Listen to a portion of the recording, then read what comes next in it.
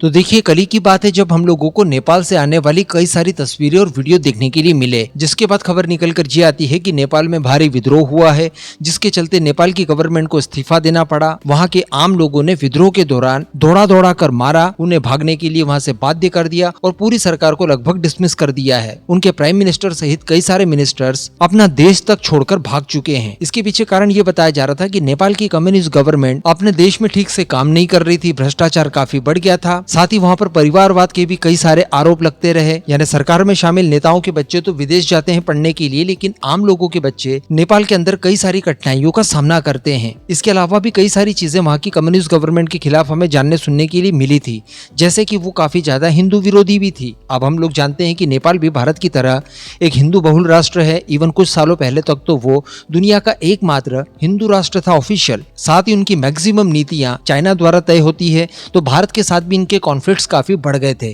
तो इस सरकार का पर्टिकुलर जाना भारत के लिए कोई चिंता का विषय तो नहीं है, लेकिन भारत के पड़ोस में सबसे महत्वपूर्ण पड़ोसी माने जाने वाला वो नेपाल, जिसके साथ हमारा रोटी बेटी का रिश्ता है, अगर वहां पर अशांति और अराजकता रहती है तो निश्चित तौर पर यह भारत के लिए कोई अच्छी खबर तो नहीं हो सकती। लेकिन दोस्तों, अब मैं आपको बता दूं कि इसी तरह की एक खबर यूरोप के बहुत ही ताकतवर देश और भारत के सबसे अच्छे दोस्तों में से एक फ्रांस से भी निकल कर आ रही है। जी हाँ, फ्रांस के अंदर भी एक नारा गूंज रहा है इस समय। जिस तरह से कल हम लोगों ने नेपाल के अंदर जेन जी का नारा सुना था, ठीक इसी तरह का ब्लॉक एवरीथिंग का नारा इस समय फ्रांस में गूंज रहा है। और इसी नारे के साथ बताया जा रहा है कि 1 लाख लोग प्रदर्शन करने के लिए सड़कों पर उतरे हैं। इनको कंट्रोल करने के लिए फ्रांस की गवर्नमेंट द्वारा 80,000 की संख्या में सुरक्षा बलों को तैनात करना पड़ा। साथ ही भारी विद्रोह के बाद इनमें से 200 प्रदर्शनकारियों को अब तक फ्रांस के सुरक्षा बलों द्वारा गिरफ्तार कर लिया गया है। दरअसल फ्रांस के अंदर भी स्थितियां काफी ज्यादा गंभीर हो चुकी है और लंबे समय से हम लोग देख रहे हैं कि हर 1-1.5 साल में वहां पर भारी प्रदर्शन देखने के लिए मिल ही जाते हैं।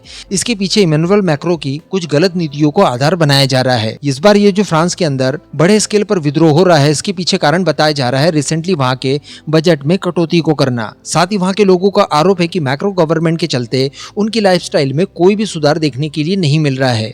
साथ ही जो उनसे उम्मीद की जा रही थी इकोनॉमिक रिफॉर्म्स को लेकर, वो भी उन्होंने काफी खराब तरीके से किए हैं। इन्हीं सब चीजों को लेकर वहां के सोशल मीडिया पर ब्लॉक एवरीथिंग का एक आह्वान हुआ, जिसके बाद कई सारे लोग संगठित होकर पेरिस की सड़कों पर उतर आए। इसके बाद बहुत सारा दंगल देखने के लिए मिलता है, आगजनी होती है, पत्थरबाजी होती है और स्थिति काफी ज्यादा गंभीर हो जाती है। तो कहने का मतलब इस तरह की चीजें लगातार हमें अलग अलग देशों से देखने और सुनने के लिए मिल रही है। अभी 2 ही दिन पहले की बात है जब बताया जा रहा था कि फ्रांस के प्राइम मिनिस्टर को इस्तीफा देना पड़ा। उनके खिलाफ अविश्वास प्रस्ताव लाया गया था, जिसमें वो सफल साबित नहीं हुए और फाइनली उन्हें इस्तीफा देना पड़ा। इस आधार पर कई लोग ये चाहते थे कि इमैनुअल मैक्रो भी अपना इस्तीफा दे दे, लेकिन चूंकि उन्होंने नहीं दिया और इस तरह के आह्वान वगैरह जब सोशल मीडिया पर संगठित रूप से किए गए, तो उसके बाद बताया जा रहा है कि ये सारे प्रदर्शन देखने के लिए मिल रहे हैं। अगर हम लोग पास्ट में भी जाकर देखें तो पहले श्रीलंका में देखा, म्यांमार में देखा, पाकिस्तान में इमरान खान को हटाया गया वो देखा। इसके अलावा बांग्लादेश, नेपाल, अभी पिछले ही सप्ताह की बात है जब जापान के प्राइम मिनिस्टर को भी इस्तीफा देने की खबर निकलकर सामने आई थी, जिसमें अमेरिकन टैरिफ्स को उत्तरदायी बताया गया था।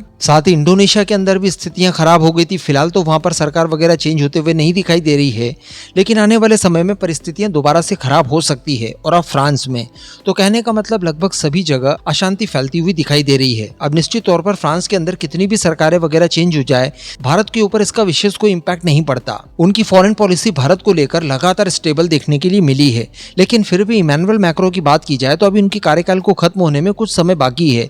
हम लोगों के लिए अच्छा ये होगा कि कुछ और समय तक वो राष्ट्रपति बने रहें और फ्रांस की स्थिति सही हो। और इसी बचे हुए टाइम पीरियड में हमें एमका के इंजन की डील फाइनल करनी है, काम शुरू करवाना है। साथ ही रफाल विमानों को लेकर भी जो लोकल प्रोडक्शन की बात चल रही थी, उसे भी हम लोगों को आगे बढ़ाना है, क्योंकि फ्रांस के अंदर कोई नया राष्ट्रपति आएगा, उसका भी व्यवहार भारत के प्रति अच्छा ही रहेगा। लेकिन अगर मैक्रो की बात की जाए तो इन्हें तो हम लोग ना भूतो ना भविष्य तो इस तरह की चीजों से कंपेयर कर सकते हैं। इनकी नीतियां पर्टिकुलर भारत के लिए हमेशा से ही अलग रही है। इन्होंने भारत का इंपॉर्टेंस जिस तरह से समझा है, आई डोंट थिंक कि वो पहले कभी किसी राष्ट्रपति ने समझा हो और ना ही कोई बाद में समझ पाएगा। इसलिए हमें काफी नजरें गड़ाए रखनी होगी और प्रार्थना करनी होगी कि इमैनुअल मैक्रो अपना पूरा कार्यकाल खत्म करे। इस पूरे मुद्दे पर अब आपका क्या मानना है, नीचे कमेंट करके जरूर बताइएगा।